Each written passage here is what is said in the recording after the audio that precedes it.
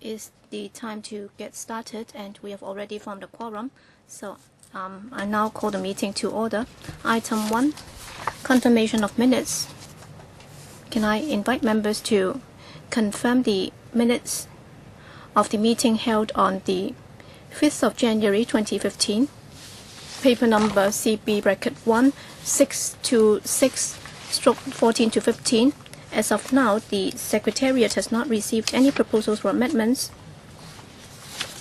If members do not have any objection, then can I suggest that we confirm the minutes? All right, if there are no comments, then let's confirm them.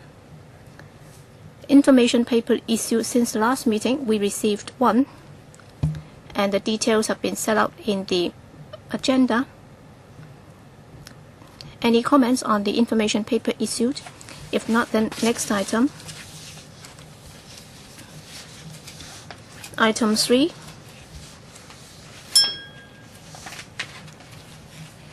Items for discussion at the next meeting. The next meeting will be held on the 28th of April, Tuesday at 2:30. The administration has proposed 3 items. 1. PWP item number 711CL, Kai-Tak Development, infrastructure works for developments at the southern part of the former runway, and progress report on Kai-Tak development. Second item, PWP item number 45CG, district cooling system at Kai-Tak development. And 3, also a PWP item number 7570CL, ground decontamination works at the site of ex-Kennedy Town incineration plant or abattoir and adjoining area. In order to ensure that there would be sufficient time for us to discuss all the above items, I suggest that the next meeting be extended to 5:45. So, any comments from members? If not, then thank you. We may now move on to item 4. And item 4 is about the relocation of New Territories West Regional Office and Water Resources Education Center of the WSD to Tin Shui Wai. So let's invite the administration team to join us.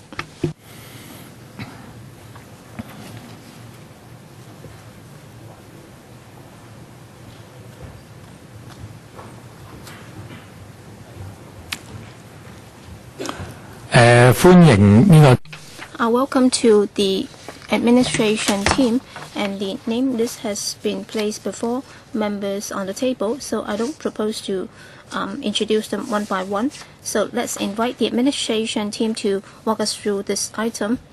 So who is going to brief us? All right, you're going to do a PowerPoint presentation, so please be brief and concise in order to control the time. All right, let me briefly go over this item 117KA, relocation of NT West Regional Office and Water Resources Education Center of the WSD to Tin Shui Wai. First of all, let's take a look at the existing and the future location for the NT West Regional Office. Well, as you can see, that the red dot is the existing location for the regional office, is now located in Mong Kok, and it serves NT West, including Tuen Mun Yuen Long, Tin Shui Wai, Tsuen Wan, and Tsing Yi. As for the new location that will be located in Tin Shui Wai, that is the catchment area of the office. And earlier on, the planning department has got this study on improving the shopping center or shopping district in Mong Kok. Is proposed that the existing location, including the NTW regional office and also the customers Inquiry Center and also the Water Resources Education Center, be relocated. This is the existing location. It's located in Mong Kok, Sai Yi Street and Argyle Street Junction. So after the relocation, the existing site will be vacated for a more cost-effective use, including a PTI, and that would include building a new office in Tin Shui Wai, and there would also be reprovisioning of the facilities, and then the Mong Kok WSD facilities will be demolished. And then we will also have to reprovision the Customer Inquiry Center in Mongkok and also the relevant Resources Education Center. So this is the proposed new building for the NT West Regional Office. Is located at the junction of Tin Pak Road and Tin Chiang Road, and the site area is about 3,400 square meters, and the building will be of 7-story high, and the total floor area is about 12,900 square meters, including offices, the Water Resources Education Center, and also some supporting facilities and other facilities. This is the photo montage of the future building. And finally, on the Water Resources Education Center, there will be 5 theme areas. One would be on the water supply history of Hong Kong since 1851, with the installation of the first water well up to modern day supply situation. We will also be giving you history of the difficult times during this period. And we will also be talking about water cycle as to how we collect water and how that's supplied to the individual customer, and also for the different filtering and application of water resources. And we also have this new theme on new water resources, including desalination and also using seawater to flush our toilets and also recycled water. As to world water resources, we will also be briefing members of the public about the shortage of water and also how that should be dealt with. And through this exhibition, we'd like to enable the viewers to understand the existing problem relating to water supply. And finally, we have this total water management theme as to how we can conserve water, and also different equipment that can help save water, so that the viewers would understand the importance of conserving on water consumption.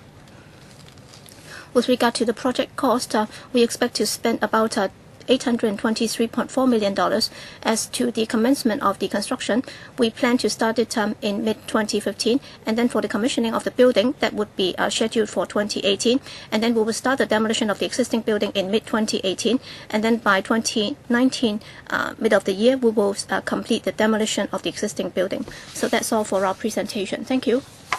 Members, you may now ask questions, and under Rule 83A of the Rules of Procedure, if any member has any direct or indirect pecuniary interest on the subject under discussion, the members are required to declare the nature of the interest before they speak. So are there any members who would like to ask questions? Yes, Mr. Chen Kin-po. 4 minutes, including both questions and answers. Thank you, Chairman. Well, for the original office is in Mongkok, is very conveniently located, but then it's going to be relocated to a remote district. So how are you able to attract people to go back to the location or to the new office so that they'll be able to enhance their knowledge? All right, you have more area. That's why your facilities should be more complete. But then how about people flow? Because Mongkok is very conveniently located, but then what about the new location? How can you be sure that people will still be willing to go there? Yes, Mr. Mack. Thank you, Chairman. Let me answer the question. Well, at present, we have already started to approach some secondary and primary schools as to how we can arrange for schools to form groups to visit the new center. That is the Water Resources Education Center in Tin Shui Wai. We have also started to approach the wetland park nearby.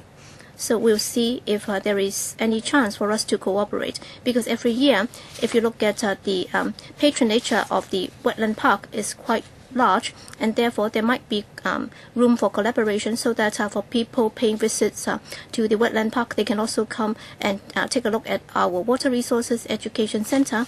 We will also be talking to some local education groups, some parent teacher, some PTA association, to see whether or not we can arrange such visits. And of course, the center will be open so that any member of the public who is interested can come anytime they like. Would you have a target audience, because you've spent so much money on establishing this resource center? So do you have any target? And if you're not able to achieve that, what are you going to do? So have you looked into that? Well, Chairman is Mr. Mack.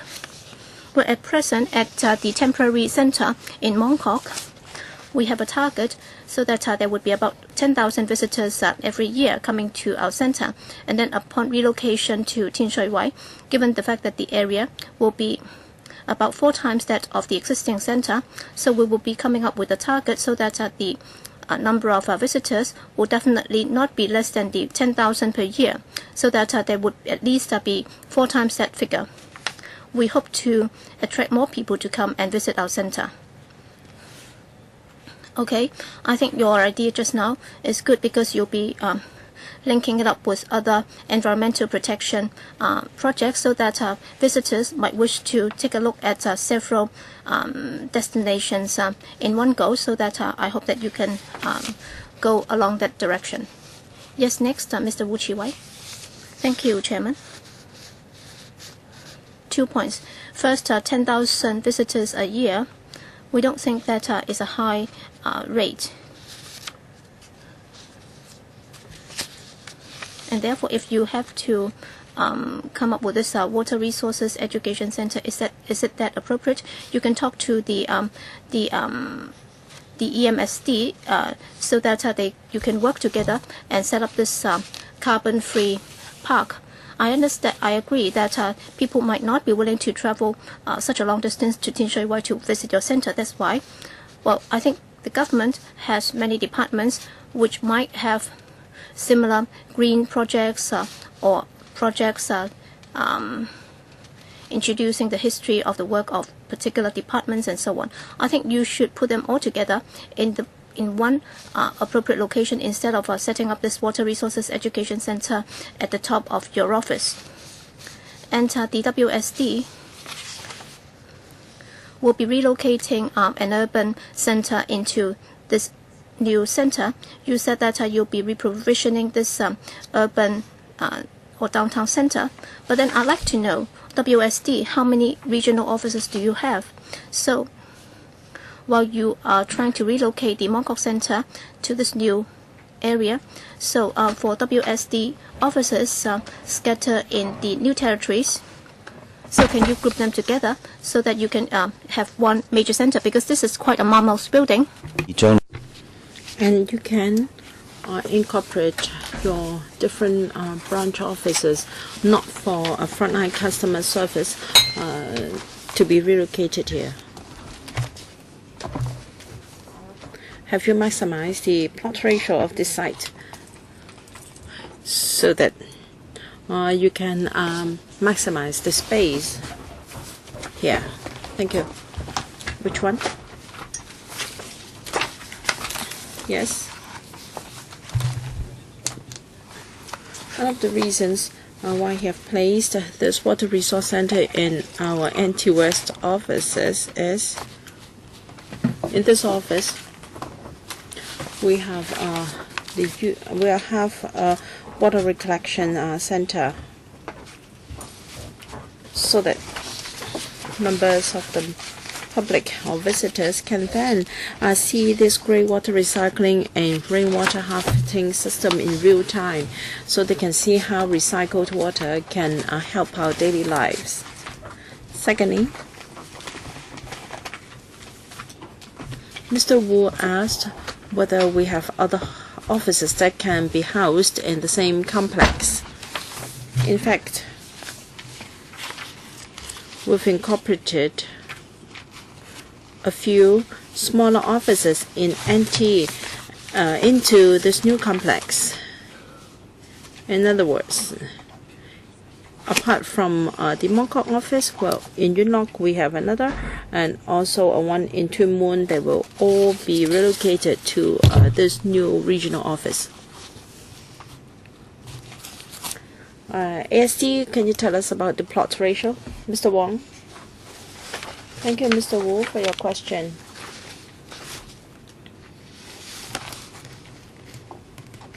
When we first proposed to the planning department, the plot ratio was not to exceed 3. So under our plan, the plot ratio will be 2.98. But of course, the plot ratio can also be confirmed after we have further our plan. Can you follow up later? Ms. Emily Lau. Thank you. I'll try to follow up on the question of plot ratio. As you know, recently there are a few projects which we believe that the PR has not been maximized. So it will have 3,400 square meters for a 7-story building with a total CFA of 12,900 square meters. So is it true that you have more or less maximized the PR? Because in some of the projects, we feel that there is some still space available for housing other facilities which are in demand in the same district, and we think that it would be better if these facilities can be housed there as well, so that people don't have to wait for so long. Mr. Wong, if you look at the plan nearby, there are many schools. I think the planning department has taken into account the surrounding facilities, and the plot ratio is 3, and we have more or less reached that maximum. I don't see many schools here. We are often told that there is a great demand for community facilities.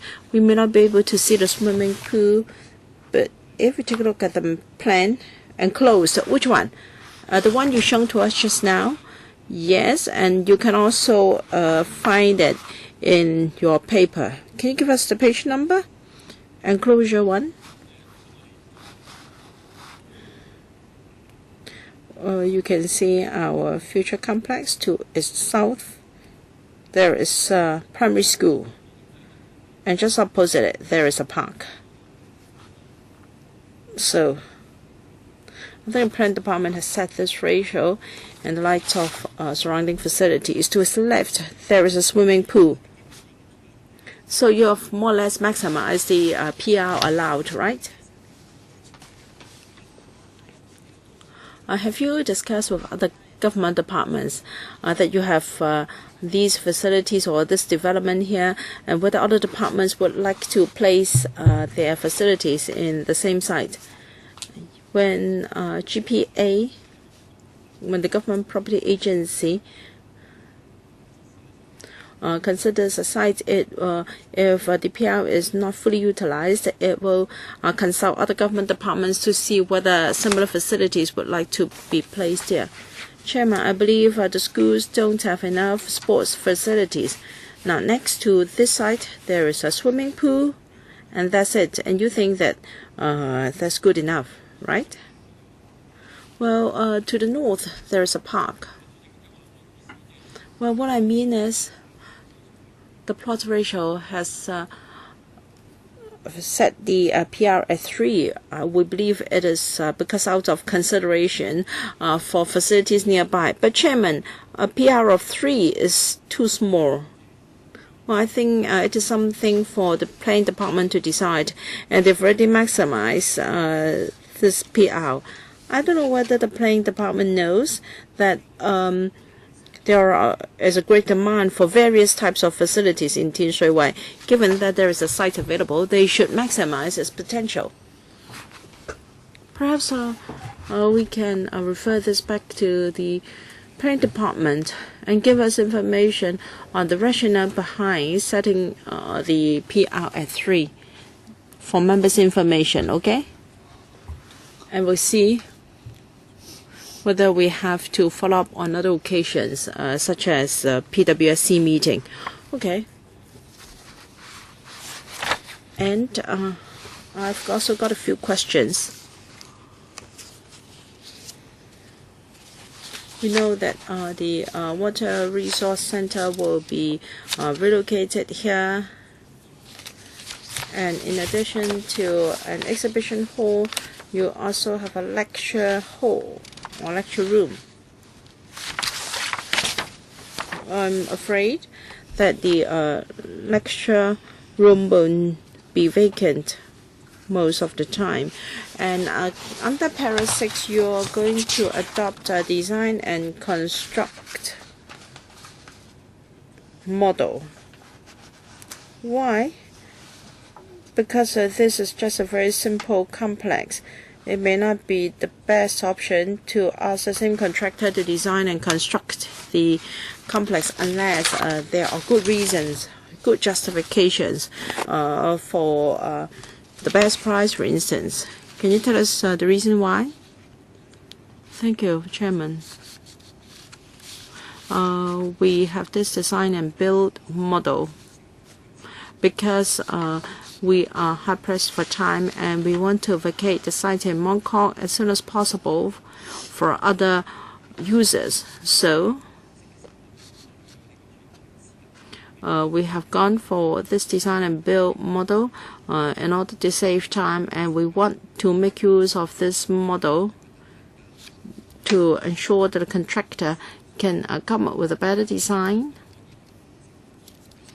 and time interface can be better managed to make the project proceed more smoothly.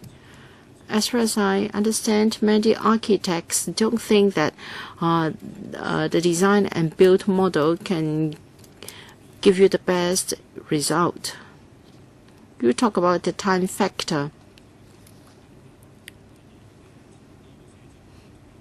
In fact, for the Mongkok site, according to Para 8, there are other offices in there other than the WSD. Will other departments follow your schedule? Because nearby there or adjacent there is the food and environmental hygiene department. So while you want to save time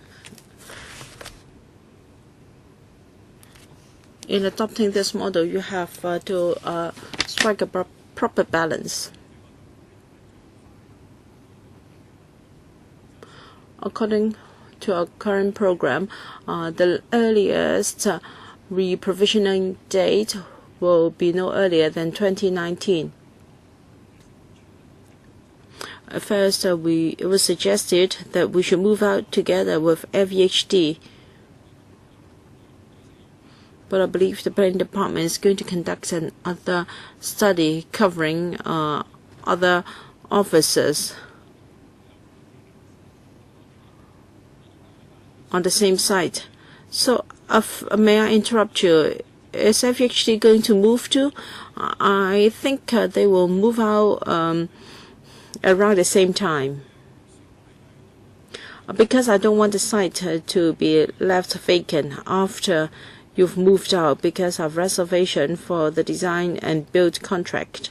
Given that this is such a simple project, you should design the complex first before you call tenders for the construction.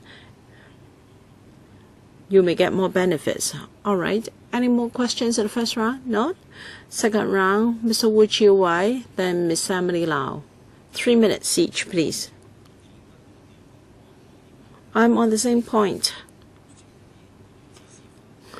Chairman, please direct the planning department or the GPA to give us a full explanation of the proposed PR. Because the need for housing land, all proposed housing developments will see their PR increased by 20%. But when it comes to community and social welfare facilities greatly needed by the community, we always hear that there isn't enough land. So it appears that for GIC development, the government has not boosted the development intensity by 20%. Now, for this site, 20% increase in PR may mean another story, and I don't think the impact on the surroundings will be very substantial. But then there can be great improvement to the supply of community facilities. So please explain to us whether the planning department has taken this into account and whether user departments have told you that there are already sufficient community facilities in Tin Shui Wai and no further are needed on the site. So when this paper reached PWSC, I hope you can give us an answer. The answer that no relevant user departments would want to use the site for facilities sought after by the community, so that we can be more sure that you've fully maximized the potential of the site. All right. Please consult the GPA, and we also need information from the planning department.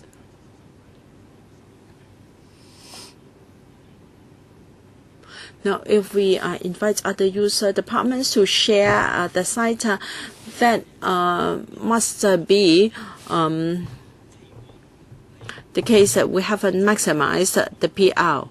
That means you have not consulted other departments.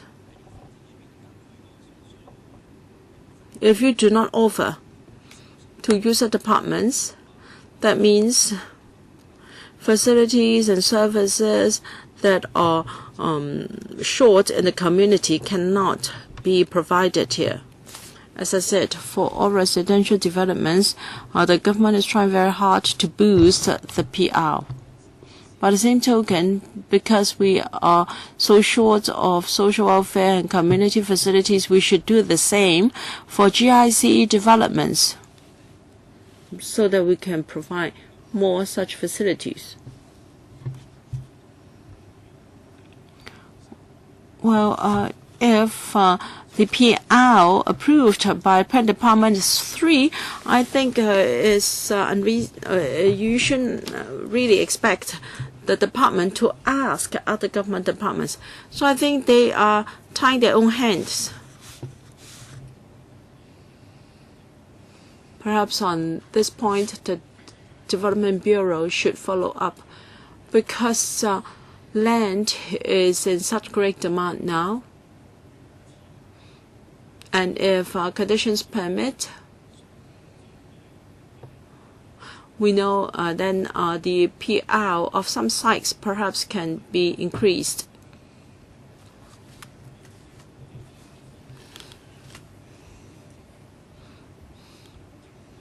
We should ask the Development Bureau whether they have considered this approach for GIC sites.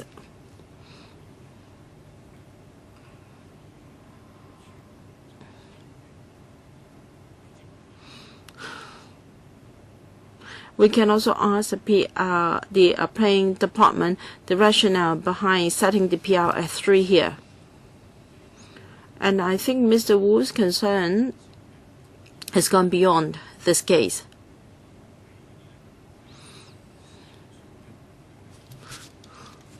We have seen cases where the question of whether the development potential has been fully explored is in question. So it's questionable. So perhaps we can follow up with the Development Bureau. Mr. Bachan, for the first time, 4 minutes. I don't think we can resolve this matter.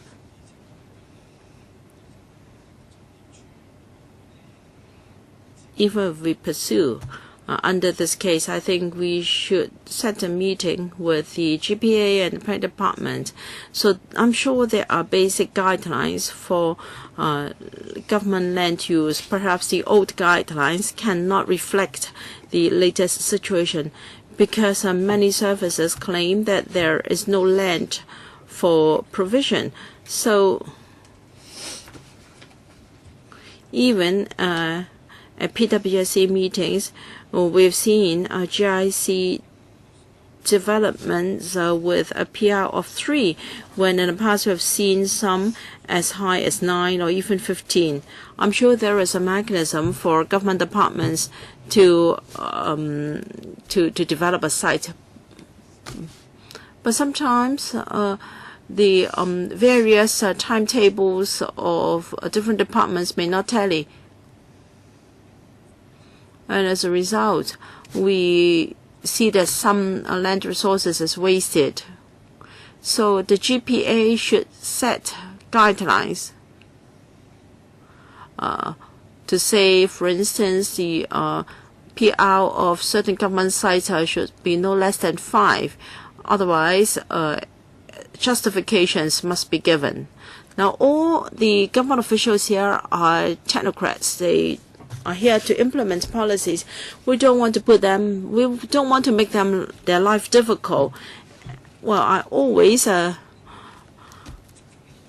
take Matthew Zheng to task. How come we don't have sites for RCHEs and 7,000 elders passed away every year while waiting for a place in an RCHE? So every time we meet Matthew Zheng, we will say, why don't you build an RCHE here? We must find the right person, otherwise there is no way this issue can be resolved. Since so many of us are concerned about this, we don't want to waste land, then there should be clear guidelines and criteria so that this problem will not appear again. Okay. If there are currently guidelines for GIC developments, we'll ask the government for them for our information, and if necessary, we can discuss it in a particular meeting, and then we can comment on it, and the government can also explain to us its practice. Ms. Emily Lau, I agree with you, Chairman. We should have an agenda item on this.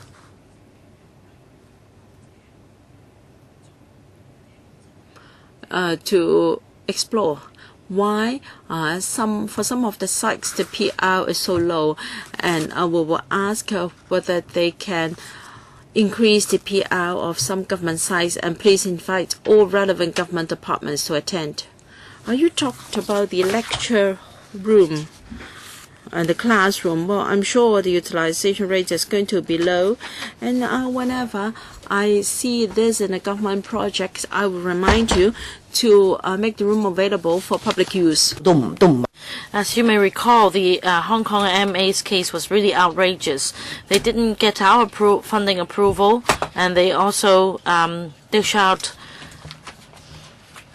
fat pays to their management staff, and the facilities should be open for other departments' use, because there are schools around, and if you don't have this policy, nobody will know that you have lecture rooms and exhibition hall in your complex. So is there any policy for you to open up these facilities for use by schools nearby or other organizations? Who would like to take this question? Let me supplement the answer. In fact, as far as the lecture room is concerned, what we have in mind is that it will be a multi-purpose room. It will not only be used for lecture purposes, it will be used for multiple purposes. For example, we can have some flexibility. Say the lecture room may be a large room with a capacity of 100, which can be divided into 3 smaller classrooms. On the other hand, based on the number of participants using the room, we can change its use, and the WSD's staff can also use it for meetings, and it could also be open for outside users. So, Chairman, well, as said just now, we had this speculation that the utilization rate will be very low. And please reflect this message to the government. The government does have this policy. When necessary, your resources should be made available for other organizations' use. And you should at least inform schools and organizations nearby, because they need to make bookings in advance. So my point is, you need to fully utilize your resources. Otherwise, you may be subject to investigation, and that it will be found that the utilization rate could be as low as 10%. So, as you know that in the neighborhood there aren't similar complexes with good facilities, so you should fully utilize the resources. Any other questions from members on this item? If not, that will be the end of this item. Do members support the item to be proposed to be submitted to PTBSC for funding approval? All right, endorsed. Thank you.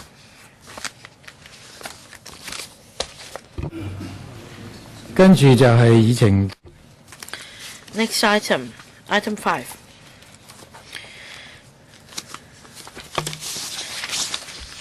(357) Public Works Project item. Design and construction for the first stage of desalination plant at Cheung Kwan O investigation study. Review, design, and site investigation. Would the staff please invite the administration in now?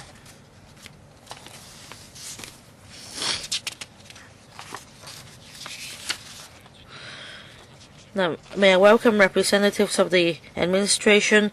The attendance list is in front of you. I won't go through them one by one. May I now invite the administration to walk us through the item. They will do so by way of presentation with the aid of PowerPoint.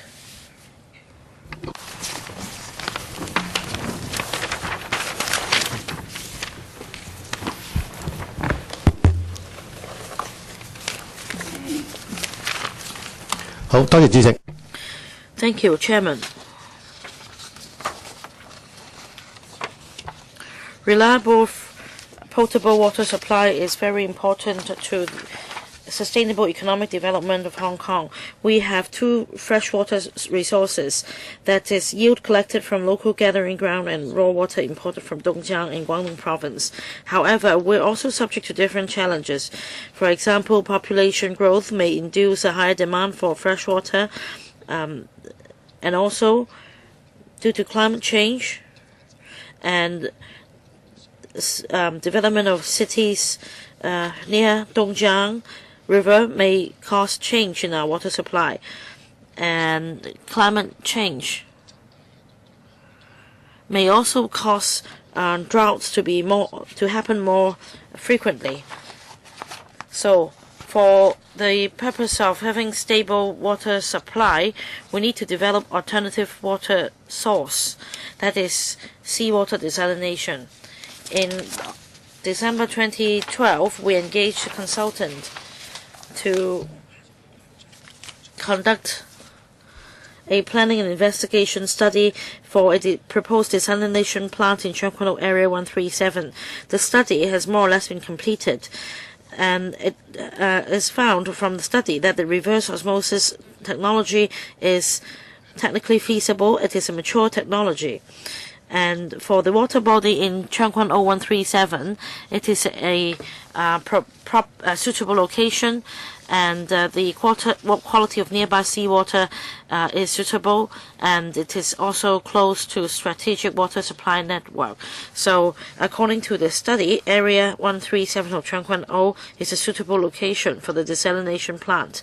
Our proposal is to divide the works into two stages.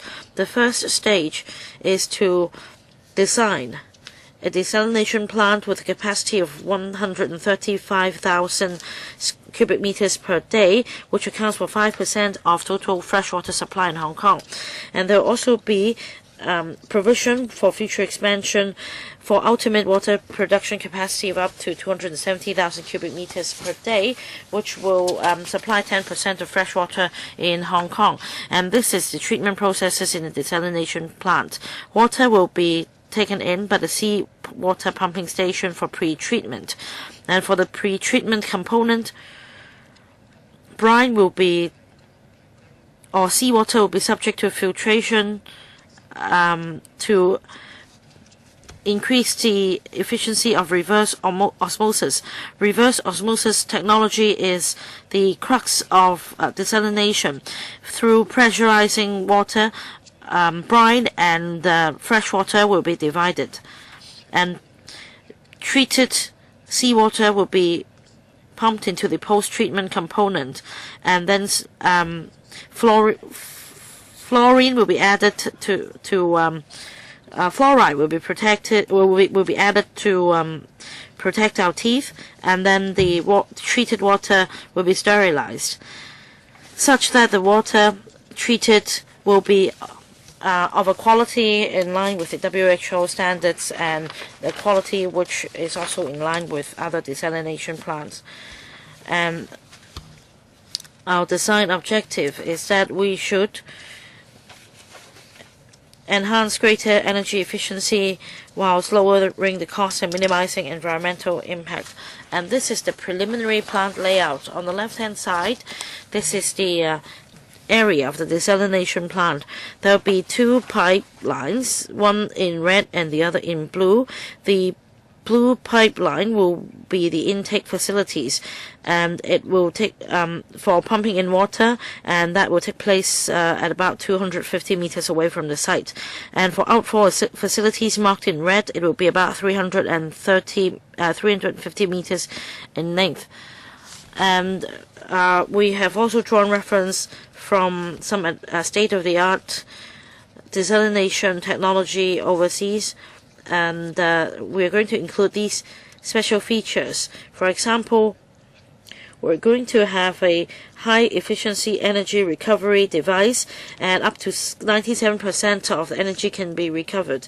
And we're also going to use a larger unit for the reverse osmosis technology, so as to enhance energy efficiency and to enhance cost effectiveness. And we are proposing to upgrade part of the 357WF project to category A, so that our consultant can begin investigation, study and design a site investigation for the desalination plant. The estimated cost is $154.6 million MOD prices, and the consultancy works will commence in late 2015 for completion in the latter half of 2017, such for the commissioning of the desalination plant in 2020. Thank you. Questions from members? I'd like to remind members first that in accordance with Rule 83A of the Rules of Procedure, if a member would like to speak on the topic to which he has direct or indirect pecuniary interest, the member should disclose the nature of the interest before he speaks. And there are 4 members here who would like to speak: Mr. Gary Chan, Albert Chan, Leung Ji Chang, and Chen Kim Po. So questions and answers will be subject to a time limit of 4 minutes each. Mr. Gary Chan. Chairman, in principle, I don't oppose this desalination plant project, but I think the cost is quite high. The per unit cost is $12 or $13, about 30 to 40% more expensive than water from Dongjiang River. Comparing to the Singapore plant, the cost is just $3 or $4. So I find this quite peculiar. We're using the same technology, that is a reverse osmosis technology. Why is it that in Singapore their production cost is just $3 to $4 per cubic meter, whereas for ours it's $12 to $13? Is it that our technology is not as good, or our scale is not as big? Can you explain to us? And about the operation model, nothing has been mentioned in the paper. Is it going to be design and build, or design, operate and build? Because a different operation model may have an impact, a significant impact on the production cost of water per cubic meter in the future. Who would like to take this question? Thank you, Chairman. Now, about the unit water production costs, this is our concern. Reverse osmosis technology, in fact, began to be put to use since 1999.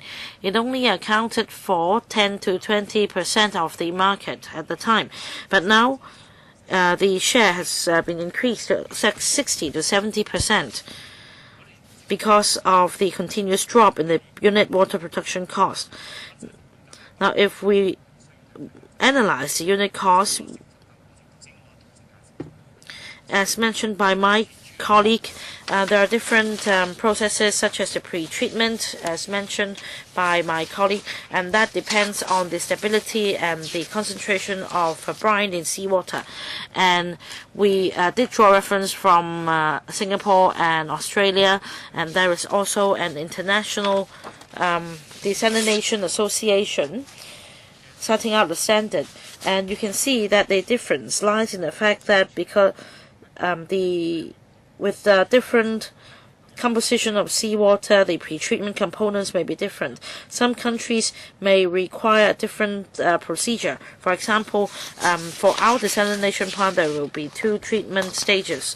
But for other jurisdictions, there may only be 1 stage of treatment, which may cause the unit cost to change.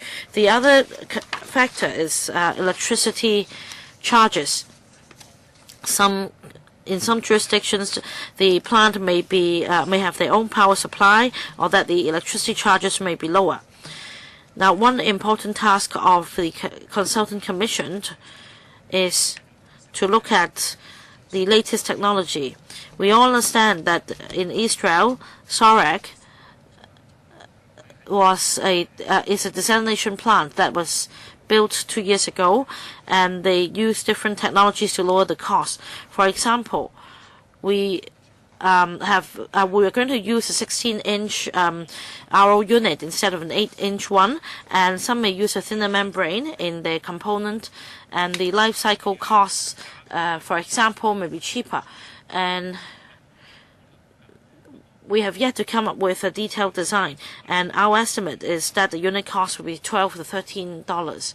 As for $3 to $4 unit cost, as you mentioned, that depends on what the cost covers. For the $12 or $13 unit cost, it comprises the transport or the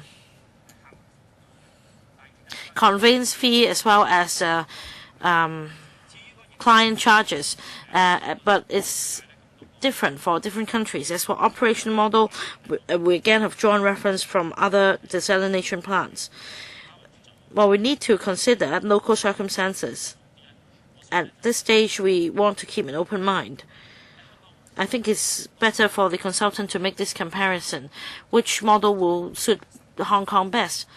The operation period may be one of 10 or 15 years, and the picture may be very different. At this stage, our objective is to lower the unit cost of water production per cubic meter. Mr. Albert Chairman, I welcome the government's proposal. So don't say that we're always against the government. As for lowering the water production unit cost, we can further look into that later.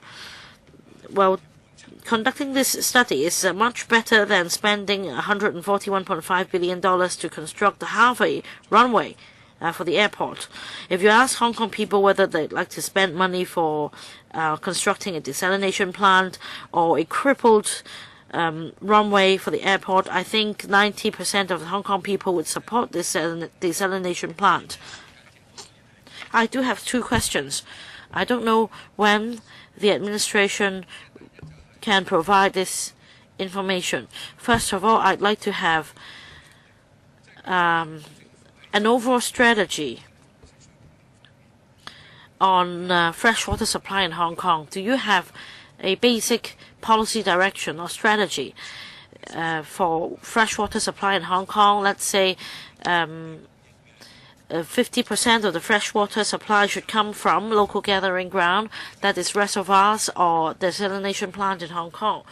So we need to have this strategic direction in order to know whether we should build another reservoir or a desalination plant. I don't think Hong Kong people would oppose if you want 10 more plants, but it is important for us to know the policy direction.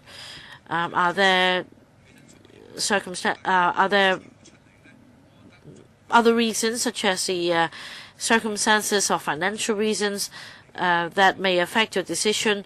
As long as we know the strategy, it is reasonable, and I think that we should take on this project.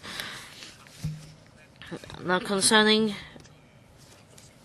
cost effectiveness, I don't know what the desalination plant scale should be in order to have cost effectiveness. Let's say would it be a district base, and that the water supply in that district should come from a desalination plant, or whether the design or scale of such a plant may be maximized by way of its design and scale, or that we should consider the size of Hong Kong in order to come up with the optimum scale. Well, on freshwater supply, in 2014, we need over 1 billion cubic meter water for water supply in Hong Kong, and 20% comes from the reservoir, 50% comes from Dongjiang River, and 22% is salt water for flushing. As for any plan in the future, we do have one. If the desalination plant can be commissioned by 2020, it should be able to supply 5% of our total freshwater supply in Hong Kong, and we can increase that to 10% in stage 2, but now we're focusing on stage 1.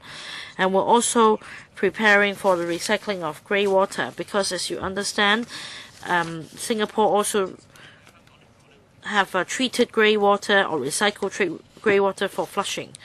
And in Shenzhen, for example, because it is far from the sea, flushing with seawater can be expensive, and we see this opportunity that if we add chlorine to treated water in the desalination plant there, it can be used for flushing.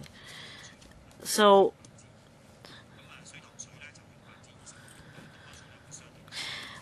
if we can have 10% coming from desalination plant and 2% for grey water recycling, and then another 25% would come from Dongjiang or reservoir, and 50% from Dongjiang. And as you can see that the major trend in the world nowadays is grey water recycling and desalination plant. Most people do not accept drinking sewage water, and as to what's meant by cost effectiveness, well, roughly speaking, for the medium-sized, the production would be about 50 million cubic meter every year. And if you build a small one, which can only produce some 20 million cubic meter per year, then that's not very cost effective. And therefore, they're talking about 135,000 cubic meter per year. That's why, in the first phase, we propose to build a medium-sized one. Yes. Thank you, Chairman. Concerning the desalination plant, well, in a dilemma as to whether I should support it. So if you support it, so is it going to be very useful? Because according to what you said, it will only provide or supply some 5% of the total water consumption, and when there is a drought, whether or not this additional 5% will be able to help, I do have some doubts. In fact, if there is a drought, then 5% would be more than enough to save many people. So I'm in a dilemma, really. So why are you proposing this at this juncture? So apparently your justifications are rather weak. You said that, well, in a return period of 1 in 100 years, you will still be able to cope. But I think the administration needs to explain a bit more about this. So why have you made that proposal at this juncture in time? Why are you proposing to build a desalination plant now? Yes, you're using state-of-the-art technology. For the old one, nobody dares to drink the water from it, and therefore it has to be demolished. So what about this one? Is it going to produce water of a high quality that we are very at ease in drinking it? And in the end, if water quality is not acceptable, then that's going to be a big problem. And if we are going to abandon it again, then we will be wasting hundreds of millions of dollars. And I've heard that for this particular desalination plant, all right, this is a strategic requirement. So is it one of the reasons why you're proposing to build it? Thank you for your question.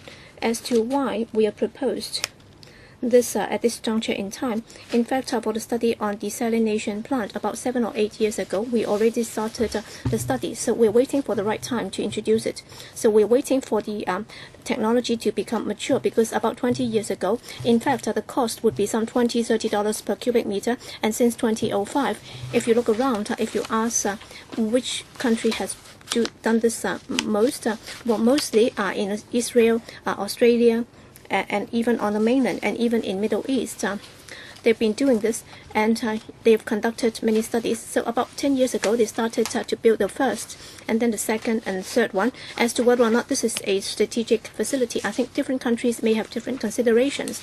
Well, in some countries like Israel and Australia, and even in the US, why do they have so many desalination plants? That's because they do not have adequate water resources. But then we started the study in 2005, and why are we proposing it now, as we have said it in the paper?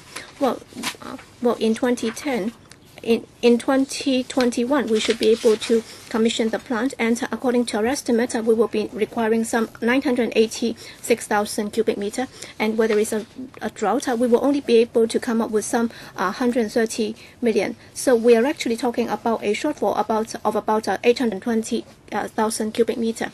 Because if you look at the supply from Dongjiang water is about 800 million.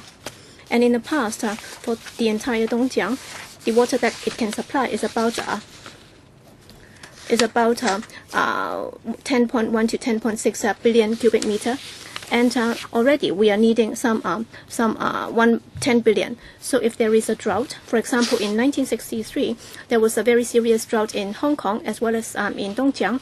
And at the time, if you look at the water flow from Dongjiang, it was only about 5 billion cubic meter. So we are concerned that if there is a drought, all right, many cities have to get water from Dongjiang, and if we do not start this while the technology has become so mature, if we do not build the first plant now, then we are concerned that, number one, when there is a serious drought, all right, you talk about 50 million cubic meter. In fact, for the if you lack the 30 million for a particular year, then that would be a serious problem. And then with the first desalination plant, then we'll be able to get hold of the technology, and then we will also be able to operate the plant. And then by the time when we need the second and third one, and as we know, we are going to build an artificial island, and it's surrounded by seawater. And if we can have a small desalination plant there, then that's what we have been planning for. And then you don't have to worry about the technology, because when we have the reverse osmosis, everything will be filtered. In fact, we will have to add in more minerals in order to make it more nutritious. Yes, Mr. Chen Kin-po, looking at the map, in Phet Thong O, you're using some 10 hectares of land to build the first desalination plant. So surrounding the area, apparently there aren't any other facilities there. So if it's successful, then that would account for some 10% of the total water consumption in Hong Kong. And if you succeed, then at the same location, can you extend it or expand it so that it can supply 20% of the total water consumption? And the water will also go into the Cheung Kwan Lo service reservoir. But then in an extreme situation, if this is the only source of water, will it be able to transport water to all over the territory? So have you done that plan? Well, for the 10 hectares of land, in the first phase, we will be using less than half of the total site. So in the first phase, we will be producing some 50 million cubic meter. And then for the second phase, as to whether or not it will be another 10 hectares of land in the same location, we will have to look at the technology, because in some cases, we might be able to build a plant with higher production rate than the original one. And if we have to move southward, then we may have to reclaim the sea. and therefore we will have to look at the actual circumstances by then as to whether or not we should expand it there. And strategically, but when seawater is desalinated, is it good to have it all concentrated in Changquan-o? In fact, one of the important thinkings is that when you produce the water, the best thing to do is to have the water transported to the nearby area, so that you can pump it from one area to the nearby area. And if you look at the population growth in Changquan-o, for the time being, building a plant there would be good. As to other locations, yes, we have looked into that too, because the network can transport or can go all the way to Hong Kong East. So this network will be able to convey the water being produced elsewhere to different parts, but then the pump would also cost electricity. So it will have to be a stable system, and it will also have to save energy consumption. That's why we have chosen Changquan-o, because of the population there, and also because of the massive need in that district. Any further follow-up, Mr. Chen? Next, Mr. Wu Chi-wai. You'll be the next. You first? You'd like to go first? Because Mr. Wu Chi-wai should go first. Mr. Lang Kwok-hong? All right. Number one. The reason why we have to do it right now, that's because the State Council back in 2012 published a paper on expediting the development of the desalination industry. So I don't know if that paper has anything to do with this. All right, they've announced it in 2012, and they are already suffering from a shortage of water supply. I think that must have a lot to do with this paper. You said that you have made a lot of preparation beforehand, but now, all of a sudden, why have you come into that stage? And so it's like a 5-year plan for water supply. Okay, whatever the reason, you are now coming up with this paper. So we will have to press ahead with this project. And the trend is we always talk about cost. So opportunity is also a cost. So should you spend $10 on a meal, or should you spend $10 on a packet of cigarettes? And of course, people will say that you should spend it on your meal, because smoking cigarette is not a must or a necessity. All right. Your target is that it should supply 5% to 10% of the total consumption in water. So so it will be producing some 154 million cubic meter. All right, if you or you spend $154 million. So let's say if you have to spend $4.5 billion, then you should have been able to produce 30 times of the water to be produced by this plant. So it's tremendous. So if you do not build the third runway, or if you scale it down, then you should have been able to resolve the problem of water supply in Hong Kong if it's geographically feasible. So what is the government doing then? Okay, if you can build more desalination plant, then that would ensure a more steady supply of water, or because of this,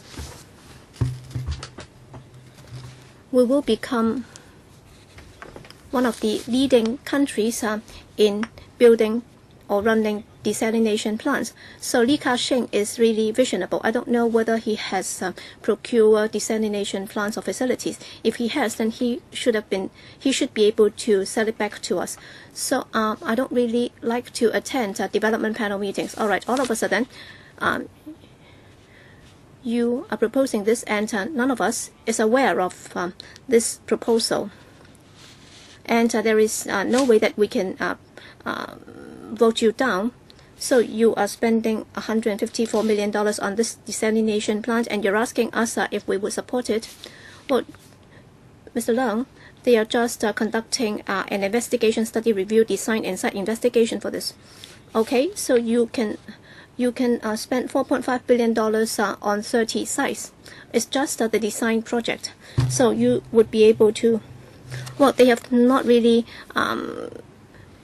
taken into account the construction cost. But then in building the third runway, and then upon its completion, no aeroplane will be taking off or landing on that.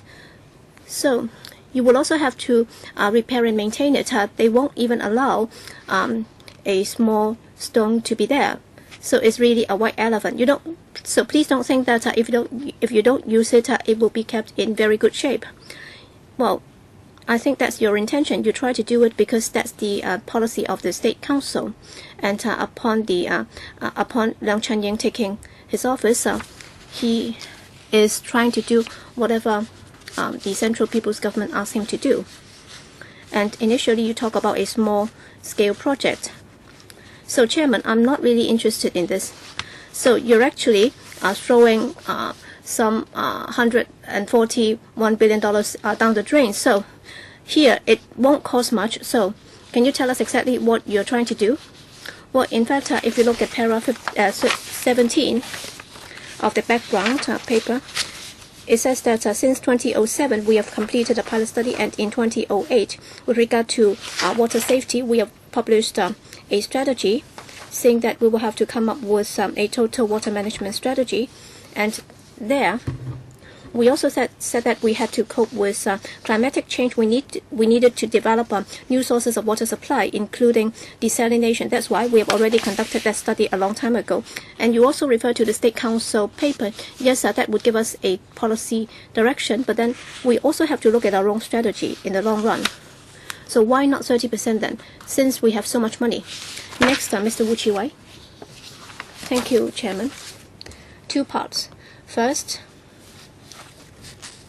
we can see that according to their estimate, the production cost would be $13 per cubic meter from by the desalination plant. So is it that that would be the general operating cost discounting the construction cost? And also, is it that much of the cost would go to electricity? So for the $13 per cubic meter,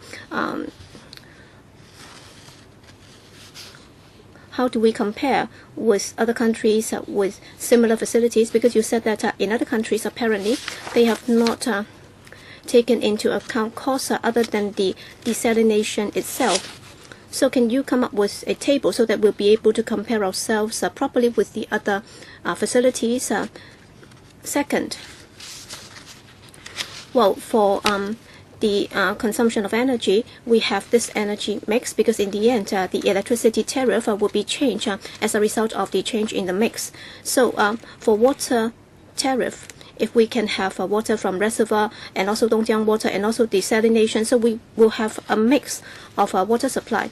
So the ratio would also have an impact on the water supply mix.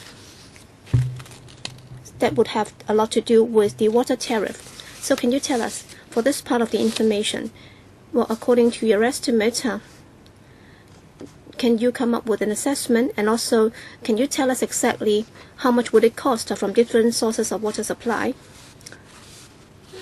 So as the whole thing develops, will that have an impact on our water tariff? Thirdly, well, for water resources in Hong Kong, and when we pay water tariff, there is a saying that we have been paying somewhat less than what should have been charged on us. And as a result, there has been a lot of wastage of water. So I'm not dealing with the general consumers. But then what about government spending or use of water resources? Have you conducted any auditing on how we use our water or consume our water? And in the past, within government departments, when you review your water consumption, do you have to pay water tariffs? So can you tell us such basic information? Yes, thank you. Well, for the $13 per cubic meter, we have already calculated that to be our basic unit cost. Well, generally speaking, for the investment cost, that would be divided for infrastructure. The return period would be about 25 years, and in our case, for per cubic meter, some $4 to $5 out of the $13 would be for the construction of the plant. And then there are conveyance or transportation, and it's about $2 per cubic meter. And then for customer services and so on. On top of that, electricity charge, well, in Hong Kong, that would take up about $4 per cubic meter. So if you add up everything, so for procurement of chemicals, and also the membrane, and also some repair and maintenance costs, and then transportation, and also customer service. So that would add up to $12, $13. And then as to how we compare ourselves with other countries, well, when we try to get the information from them, they would just give us a ballpark figure without the breakdowns. We don't know how much would go to repair and maintenance, and how much would be for the procurement of the membrane. And as I said, usually they would not take into account the customer service and also the transportation cost, because, well, the International Association on Desalination Plants, they have asked the countries to provide the figures, and then when they do the calculation, they would not take into account those two elements. As to water tariff, well, the general approach is that, well, for the total revenue from water charges, well, we charge rates and water tariff, and then for spending, as I said, if you have to lay some pipes and so on, that would also incur some spending. So we try to balance the two, and then we will have to see whether or not our revenue will be able to cover the spending, and then we will consider whether there is a need for us to adjust or increase the tariff. And of course, we are not supposed to discuss the issue of water tariff here. But then in considering the tariff, we do not just look at the revenue. We also have to look at other important factors. Finally, for government departments, well, in recent years, within government departments, we have identified 3 departments which spend more or which consume more water, including the LCSD, the FEHD, and also the CSD. So we have conducted a study and come up with guidelines on water consumption, including some of their facilities in parks or swimming pools. So we have asked our consultant to look at how they use their water and see how they can reduce the spending or consumption. And then we have issued guidelines. So gradually we'll be taking that up with the departments concerned to see how they can gradually reduce water consumption. As to whether or not they have to pay water tariff, no, they don't have to really specifically pay something like a water tariff, but then that has been budgeted for already. 係咧，其實我喺西貢區會問過，不過咧就 Mr. Gary Fan. Well, I once asked this question, but didn't get a proper answer from the WSD. So WSD's, please try, if not the Development Bureau can supplement. First, I support this project. It should be done as soon as possible to reduce Hong Kong's reliance on highly polluted and expensive Dongjiang water. If we can produce 5 to 10% of our own water consumption, it is something good. All right, I'd like to know when Phase 2 expansion will proceed, and under what circumstances will you take on Phase 2? Why don't you do it at the same time for the sake of cost effectiveness? Why don't you supply 10% of our water consumption in this project? According to the government, desalination is highly expensive, and so the project has been delayed for a long time. Now, coincidentally, they're saying that it's just $12 to $13 per square meters.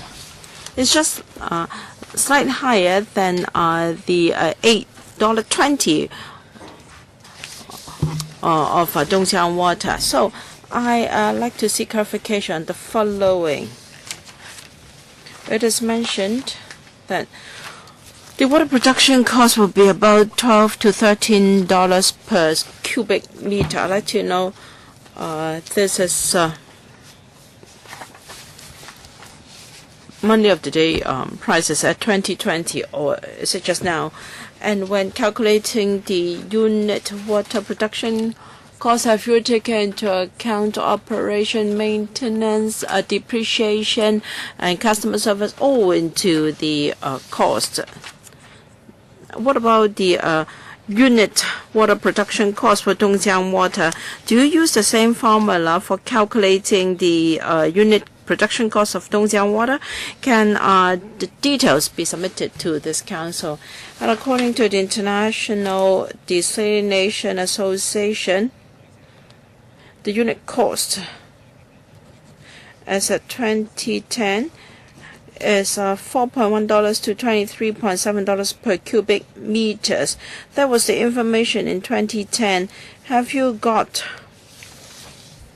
any research or study on the latest production costs? Have you looked at the differences or the reasons for the different water production costs in different countries?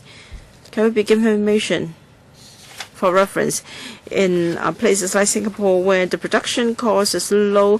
Have you tried to learn from the experience? Thank you.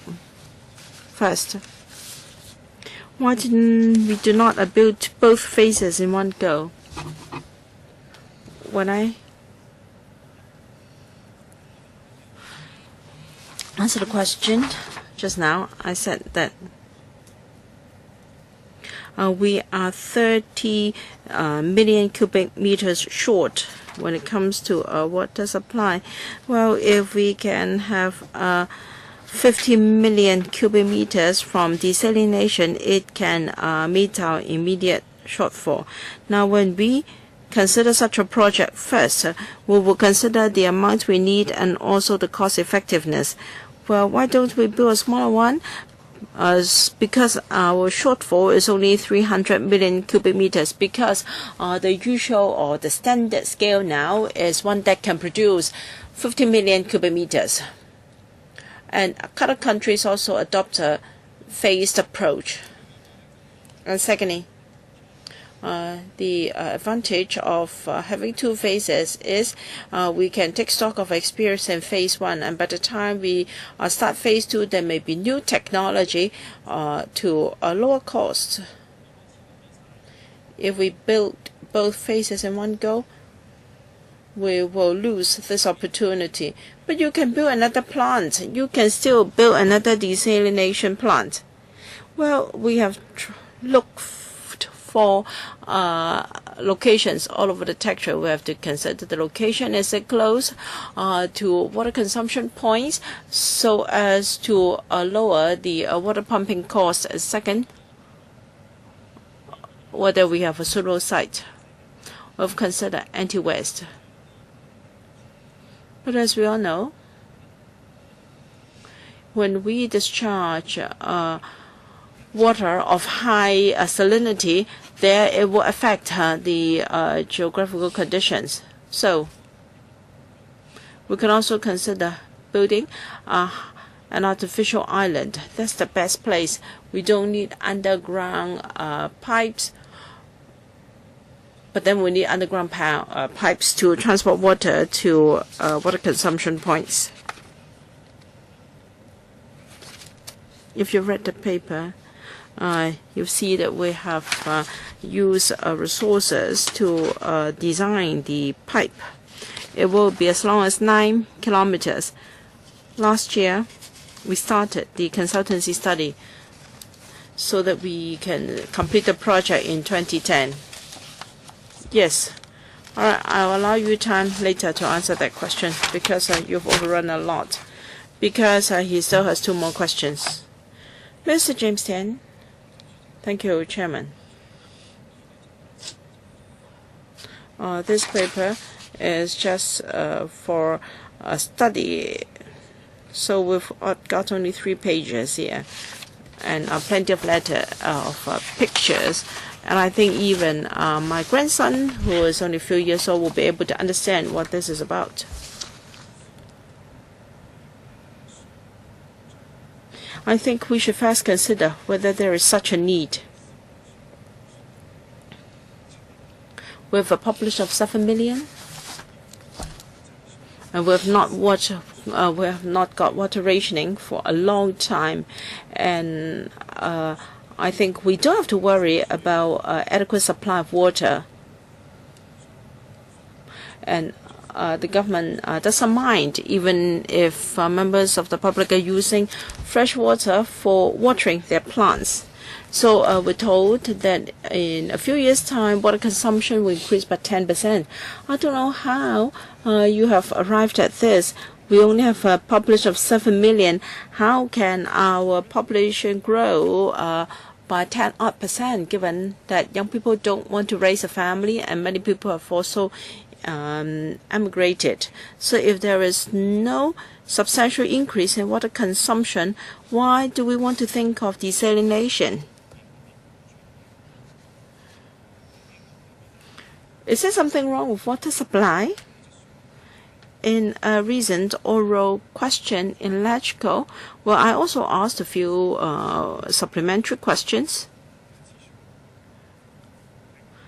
And I note in the administration's reply that there was an agreement with Guangdong province. We are spending $4.6 billion.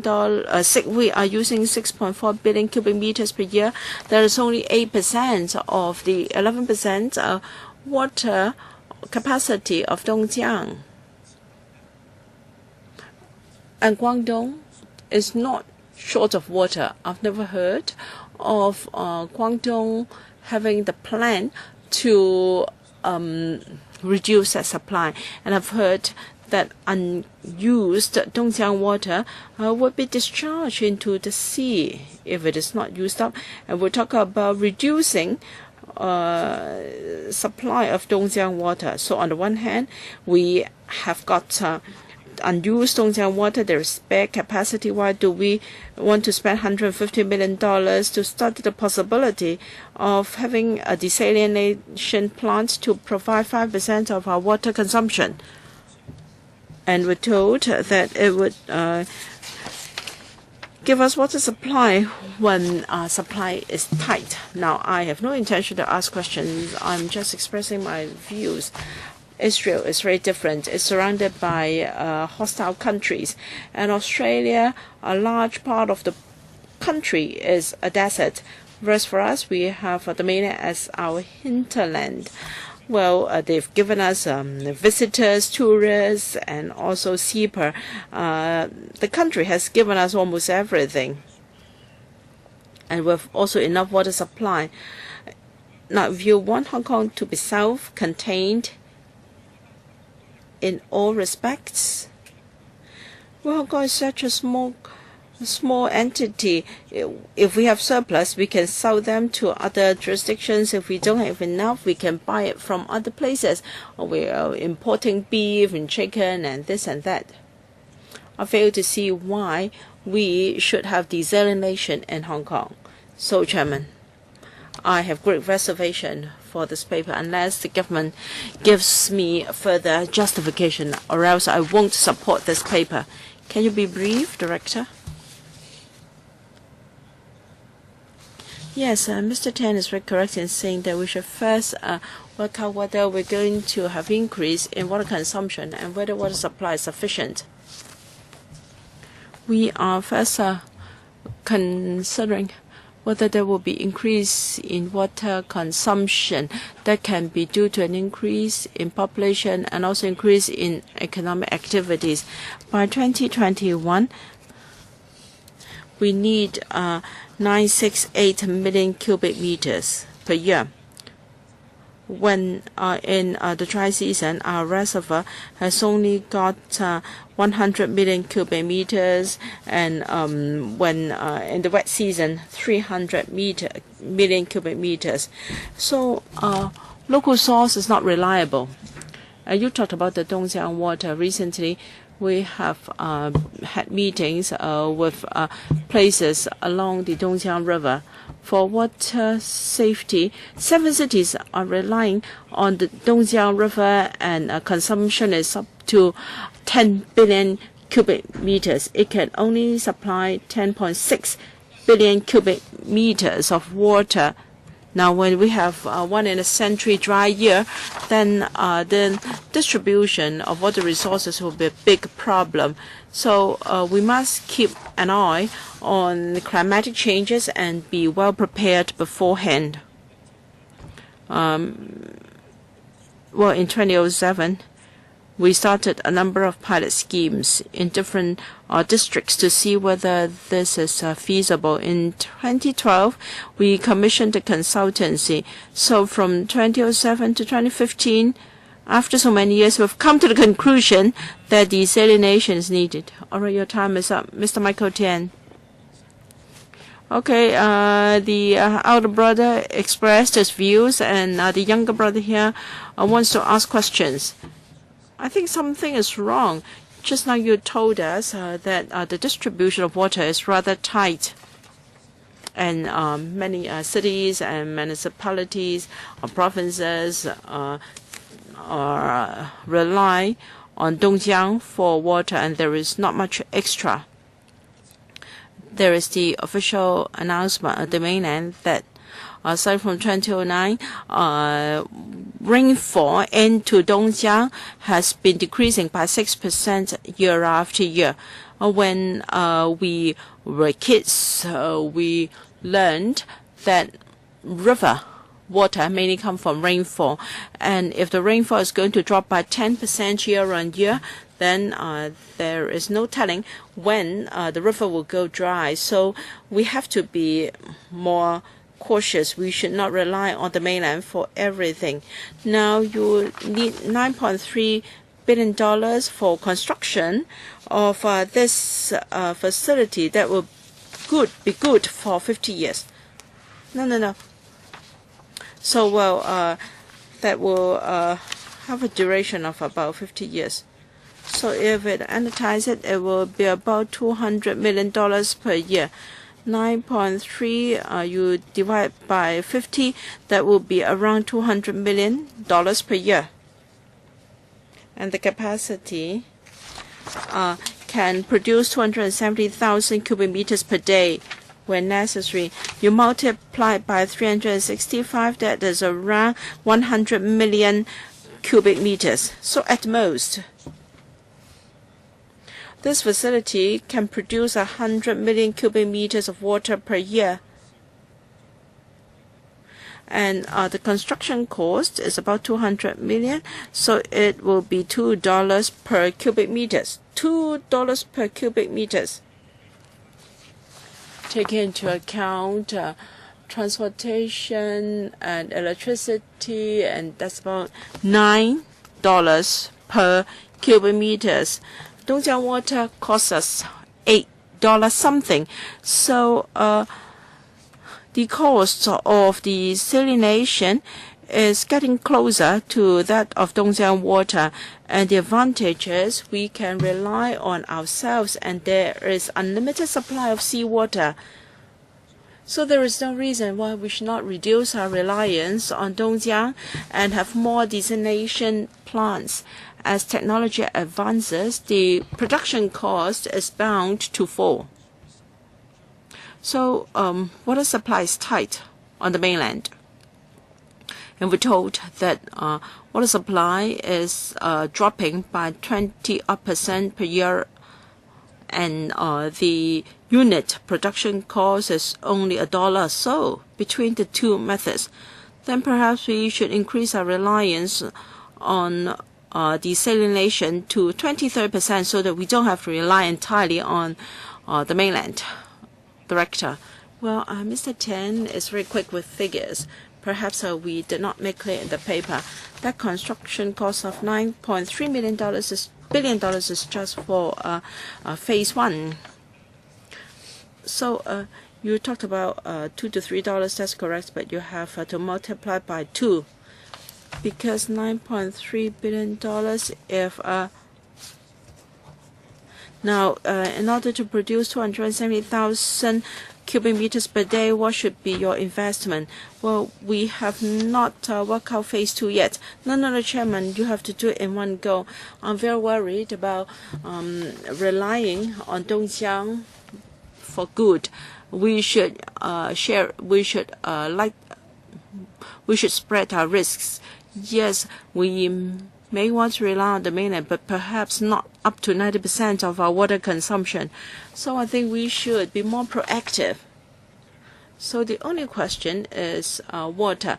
I think Dongjiang water will be more expensive. It used to be a few dollars, and next year it may be $10 per cubic meters. So if we are producing 100 million cubic meters per year, what would be your investment? I don't think it would be too much higher than $8 per cubic meters, and we can have 100% unlimited supply of seawater. Can you provide such figures after the meeting? the production cost per unit should be about $4 to $5, and I think in phase 2 it will be more or less the same. So taking into account everything, it will be about $12 to $30 per cubic meters. But I don't think you should just multiply by 2 because there is economy of scale. This is unacceptable. When a car has a horsepower that is double of its original engine, it won't be 2 times the price. Mr. Posey, you're using reverse osmosis in desalination. The technology may sound complicated, but in fact, water filters do not use this technology, so filtered water is not so clean.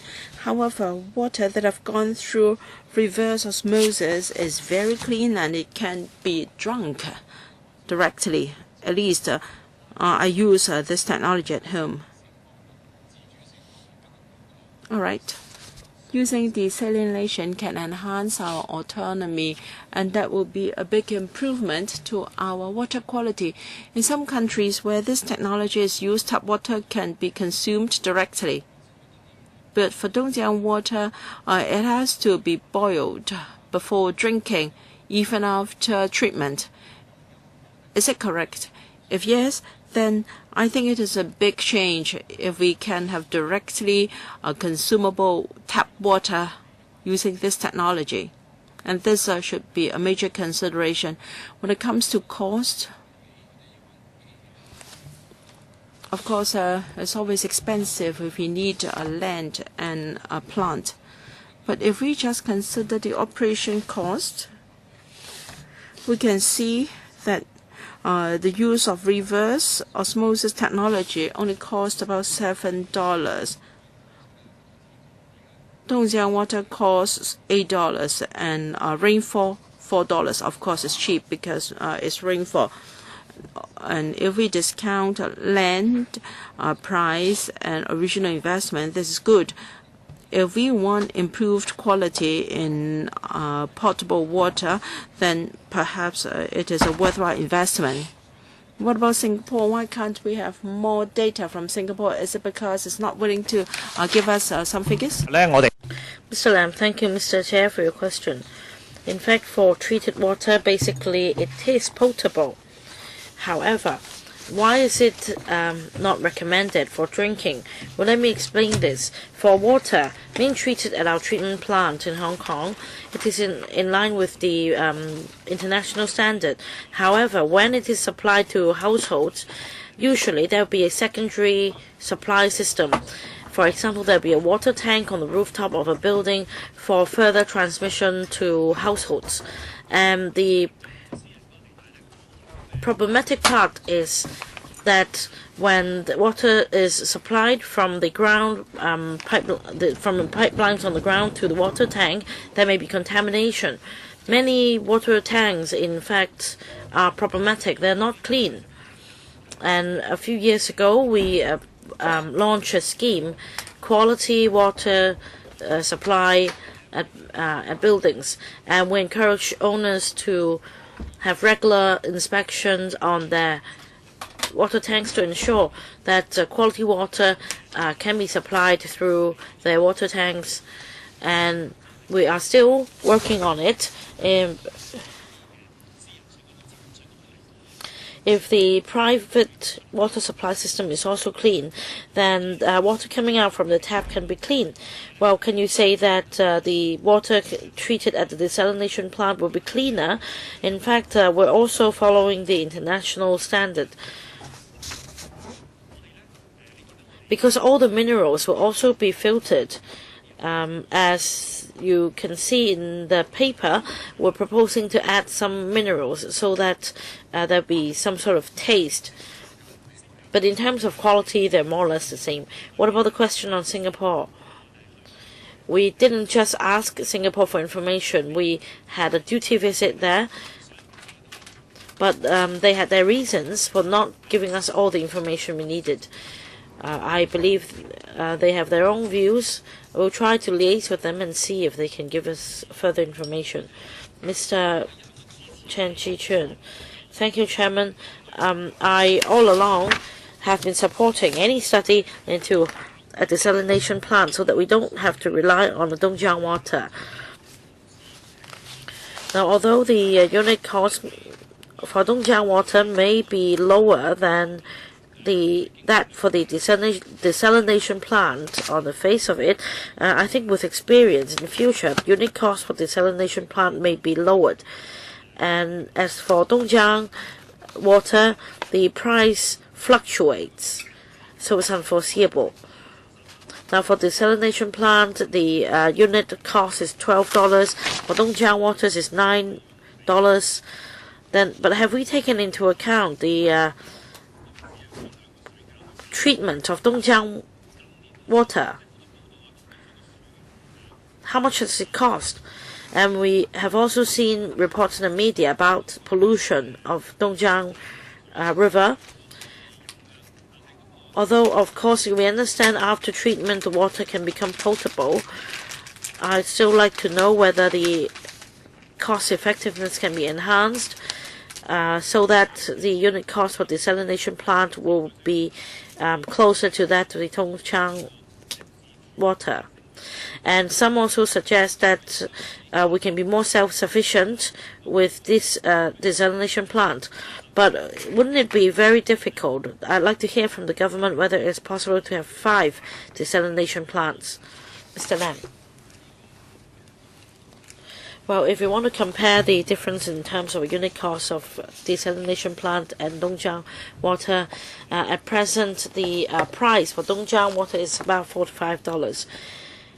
For the desalination plant, the construction cost is also about $4 to $5. However, for Dongjiang water, after it's supplied to Hong Kong, it has to be treated in the treatment plants. And for our desalination plant, we use the RO technology, and basically the problem lies with high electricity charges. That is about $4 to $5 per unit. So that accounts for the difference. As for transmission fees and client charges, the basis for both is actually the same. Any room to pull the two levels closer? Well, we're still looking into that for Singapore, Israel, and the US. They are conducting some studies. For example, the crucial factor would be to lower the electricity charges. Let's say we can consider if we use less electricity per kilowatt hour, then the unit cost can be lowered by so and so, and we've been able to lower the per unit cost from $30 to $12 to $13 per cubic meter. And many countries are already looking into that, but it's really hard to tell when the unit cost would be as low as that for Dongjiang water, because as mentioned before, it depends on the living standards and the water quality. Last year, we checked the water quality. In fact, they invested much in monitoring the water quality, and now the water quality is in compliance with the state standards. I'd like to stress one point. Well, I need to point out that we have not taken into account land premium when we calculate the per unit cost for desalination plant. If we take that in as well, then the price may be higher.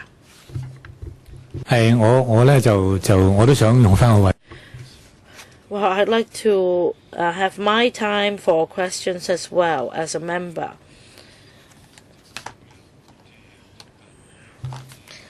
The project could make us less reliant on Dongjiang water.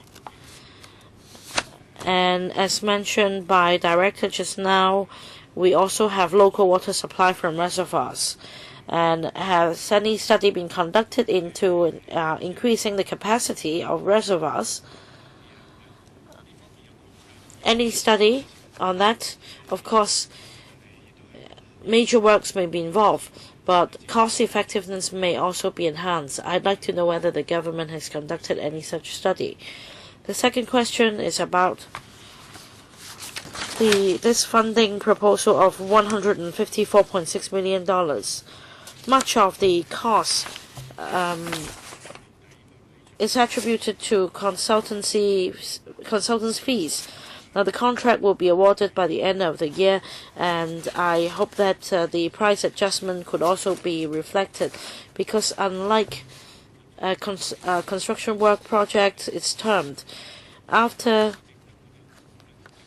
awarding a contract for consultancy, there is generally little room for price adjustment, so you should reflect that as well.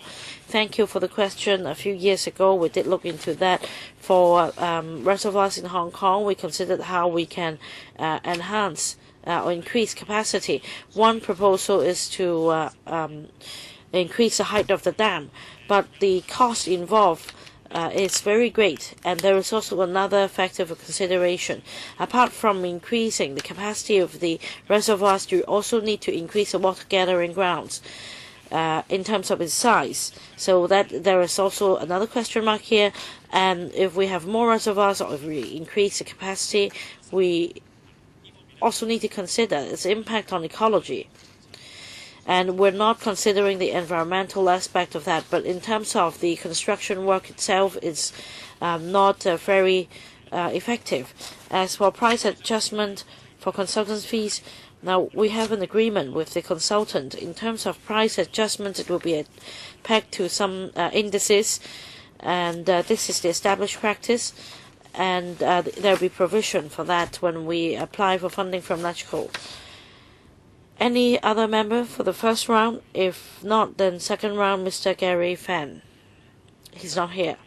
Mr. Wu Chiwai, 3 minutes. Questions and answers.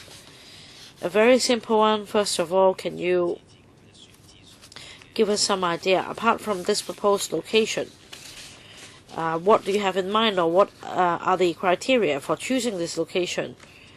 Because after this desalination plant project, our colleagues would like to have more plants. This is a consensus in the council. So I'd like to know what will be the constraints for choosing locations, and perhaps after this plant is commissioned, if there are no other alternatives, you might have to expand it. Second question, Chairman. On other occasions, I also ask the same question. For investigation study or pre-construction site study, usually the work will be done in 1 or 2 years.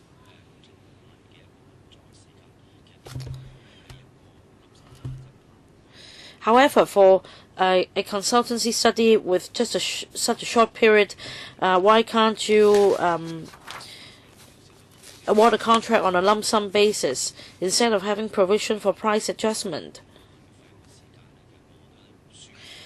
Because sometimes we are quite uncomfortable with the consultants' fees for projects.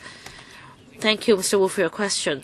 There are criteria for site location. If you want to lower the cost for desalination plant, you need to choose somewhere with better water quality, and also the quality should be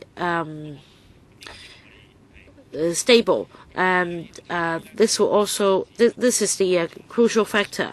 And the other factor is that we are building a desalination plant, so we need to consider whether it is close to any residential neighborhood, such that we won't need pipelines and other water gathering grounds for water supply, and or surface reservoirs. And as mentioned just now, say in Lantau, if we were to construct an artificial island, this could be an incentive, because if you don't have a desalination plant on the artificial island, the alternative will be to transmit treated water from treatment plants in Hong Kong or Kowloon to the artificial island. So we're also looking into different locations for desalination plants that can achieve cost effectiveness. As for why we don't grant a lump sum contract to the consultants for the consultancy study, well, for the site investigation work, sometimes it may take 1 or 2 years. And when the contractor submits a tender, they may also need to consider a possible rise in wages. So we should provide for price adjustment based on the wage index or other indices.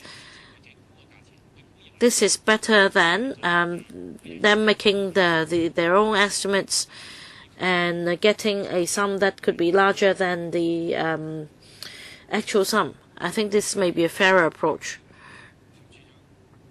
Mr. Lam? Since Mr. Gary Fan is here, would you answer the 2 other questions? Well, I jotted down his questions. I don't know whether I remember all of them. We'll just try. One of your questions seemed to be about a comparison between the unit cost of the water from the desalination plant in Dongjiang Water. I think I answered the other member's question just now, and I can answer you again. For Dongjiang Water, we need to consider the procurement cost, which is about $4 to $5 per unit. For the desalination plant, we don't have cost for that, but we need to factor in the construction cost for the plant, and that's roughly $4 to $5. So that's the basis. And we also have the transmission fee and the client charges, and that's roughly about $2, slightly more than $2 for both. The only difference between the two is that for Dongjiang Water, when water is supplied to Hong Kong, it will be stored in reservoirs and treatment plants, and the storage fees are about $1 to $2. As for the desalination plant, energy will have to be used in applying pressure to the membrane in the RO unit, and if I remember correctly, the cost for that is about $4 to $5. That is if we're talking about electricity charges for RO technology. And I explained to the other member just now that worldwide studies are being conducted on how to enhance energy efficiency in order to lower the electricity per kilowatt hour to be used to produce a unit of water, and there is room to lower the electricity charges. For example, a membrane may be getting thinner and thinner, and I believe a thin membrane could help save electricity, but I don't know when this technology will mature. So we're going to approach different contractors around the world, and recently I got in touch with some experts in Israel responsible for desalination plants around the world, and I like to learn from them how to lower electricity charges. And that's the answer to your first question. About the other question, we're comparing the 2 figures in the same year, 2013, because for 2014, the cost for Dongjiang Water is $8.4, $8.5 to $9.1. So we're comparing the 2 figures in the same base year, $8.4 to $12 to $13. That's how the comparison is made.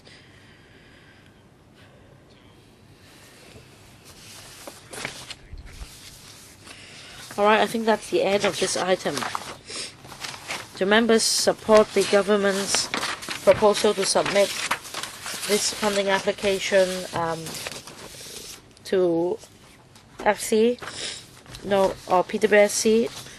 No objection. Alright, endorsed. Next item. 6. Revision of fees for registration of building professionals and contractors under the purview of the Buildings Department. Would the staff please invite the administration to come in?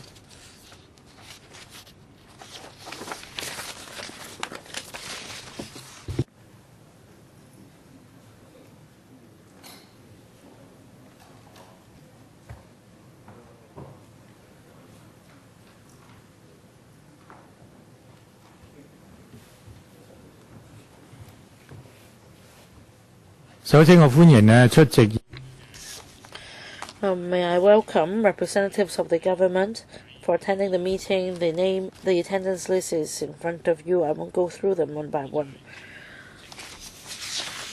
So I invite the administration to briefly walk us through the item. Please. Thank you, Chairman.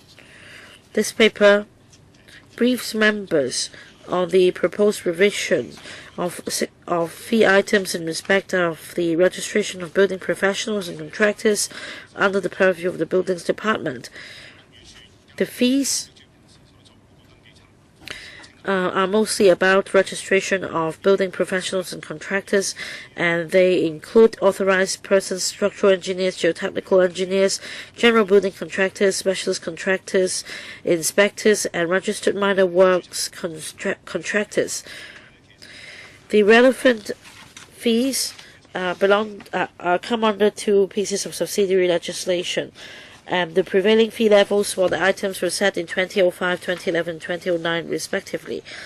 Because of lapse of time, the government can no longer achieve the user pay principle, and as we've just completed a cost review exercise on the fee items, and we propose to revise 46 fee items, and 40 fee items will be revised upwards to 68%, and 6 fee items will be lowered by up to 4.9%. The details are set out in Annex A, and I will save time for questions from members. But I'd like to say that in relation to the registration of professionals in the Buildings Department, we have streamlined the procedures and tried to contain costs. You can see that for some items, having taken into account inflation, there is still room to reduce costs. This shows the efficiency of the Buildings Department in streamlining work procedures and reducing costs. Any questions from members? I have a question.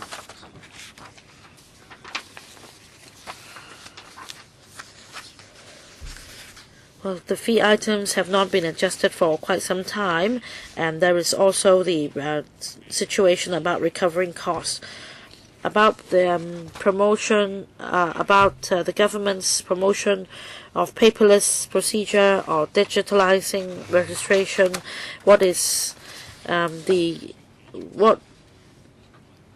will the government do to shorten the procedure, and usually how long does it take now?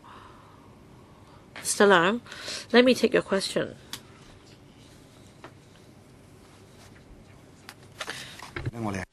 On the declaration of registration, well, yes, that can be done online. But then if you look at our current registration, so mainly we're registering the contractors. That's why to promote that among contractors, it might take some time because we have to educate them so that they can adapt to the new system. So we are moving in that direction. That's what we've been doing.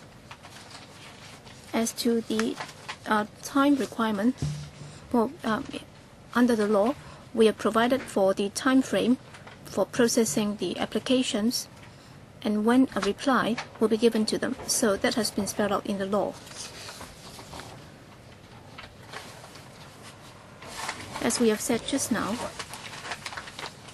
in the process, we have also thought about alternative approaches in order to enhance and streamline the procedures. For example, I can give you an example. Well, when we deal with a renewal application, so there are more who are minor works contractors, and many of them are individuals. And we are talking about some 7,000, 8,000 such individuals.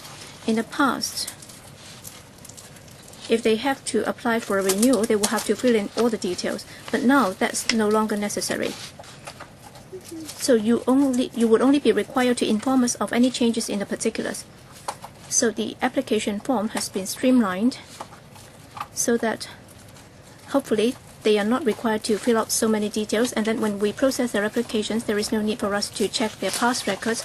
So they will be required to inform us whether or not there has been any change, including the address and also the job types.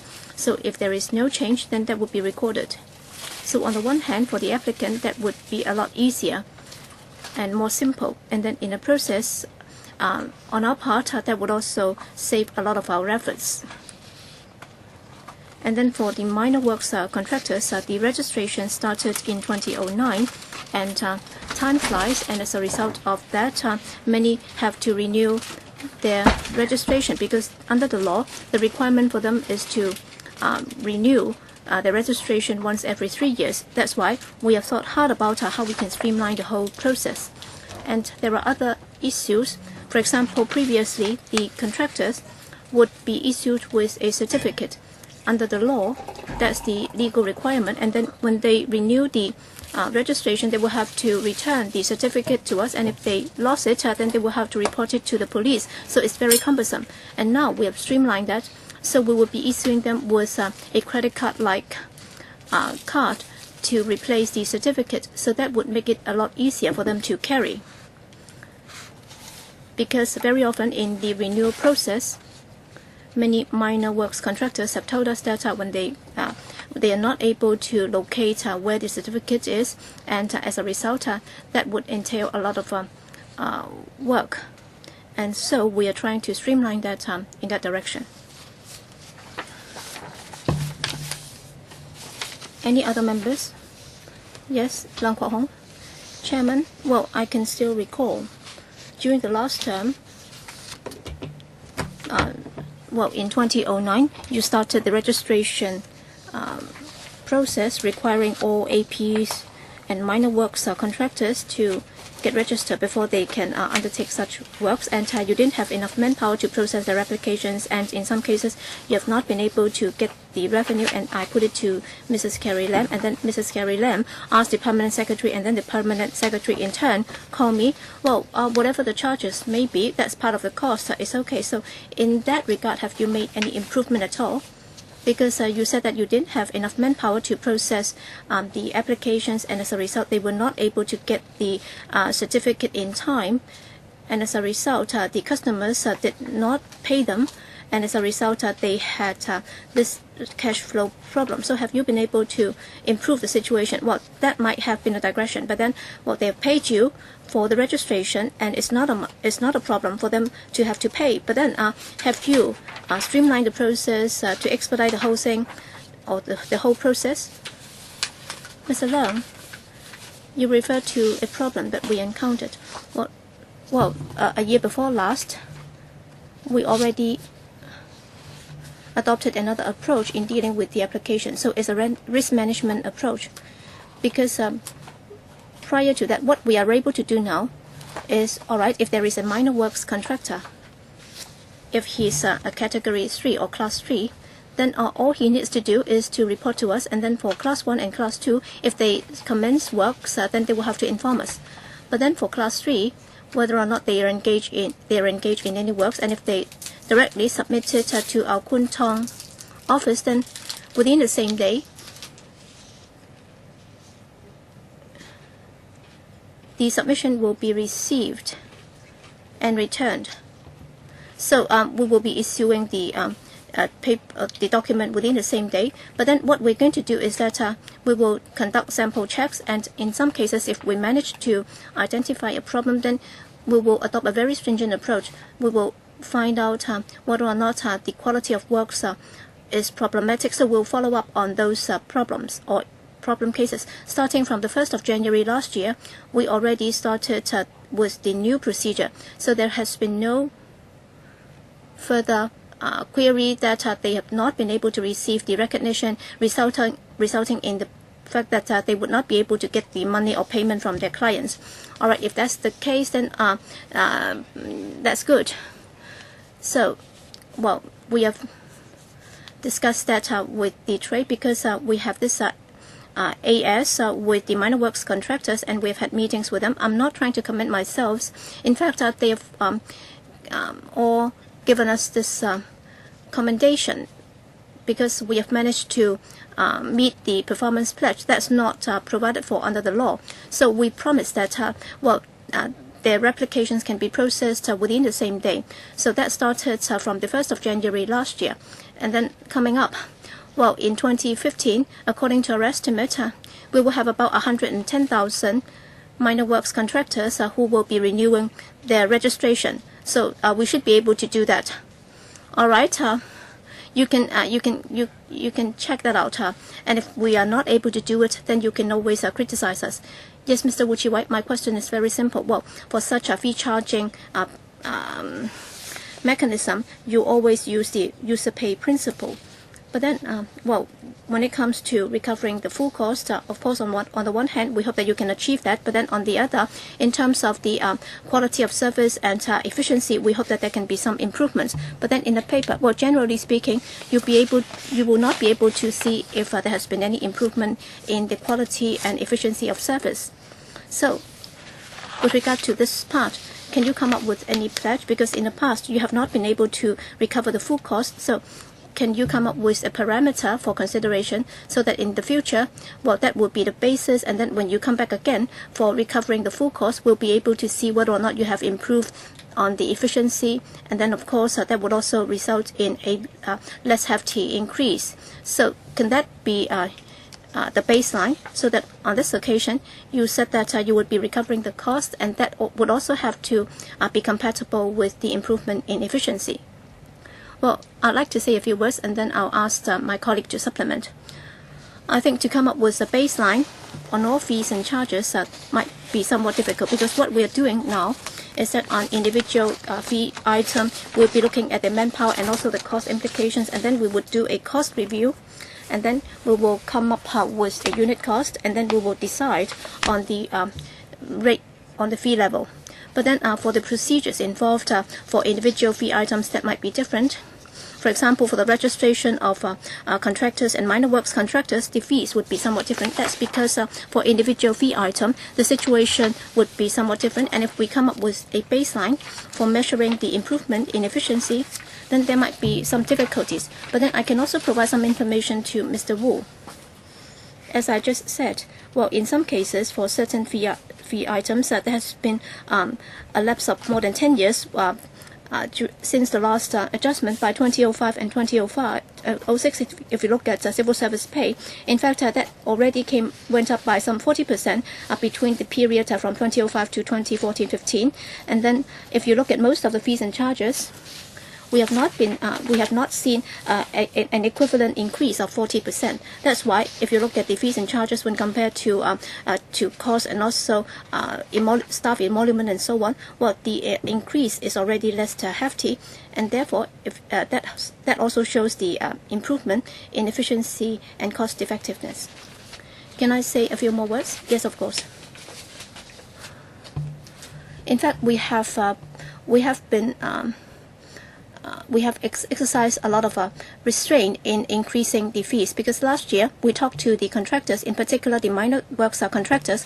We talked to them last year, and they asked if we can further enhance our procedures in order to reduce the rate of increase, or even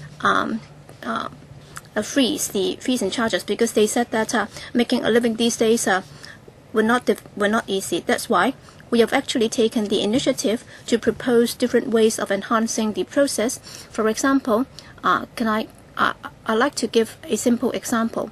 Well, the contractors will have to renew their registration once every 3 years, and some would simply forget. So they were not aware of this requirement. That's why, well, if they have electronic mails or emails, then we would send out reminders after 3 years. But then if they don't, then if they only have cell phones, then we will send out SMS telling them that it's time for them to renew their license. In doing so, both sides would save some time and efforts, and that both sides would benefit. And because if they miss the deadline, then they will have to pay more. And it will also be very cumbersome on our part to process their applications if it's late. That's why, wherever possible, we will try our very best to help them. Because what we're trying to do is to make sure that it will benefit both sides. As far as the individuals are concerned, for the 8,000 plus, in fact, they have all seen a reduction in the fee. In one case, there was an increase by 5%, but that should never have happened. So far, we have not had such a case at all.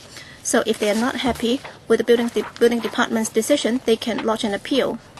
And then the arrangement is that instead of paying $105, they will have to pay $110. So that's the only case. And then for the rest, because early last year, we had a sharing session with the contractors, and they told us that the best thing is not to increase it at all, because making a living these days has been very difficult. Any further questions? If not, then we will wrap our discussion on this item, and thank you very much for coming. As the next item, we have scheduled for it to start at 5:20, and there's still some time to go before 5:20. Well, let me suspend the meeting until 10 minutes past 5.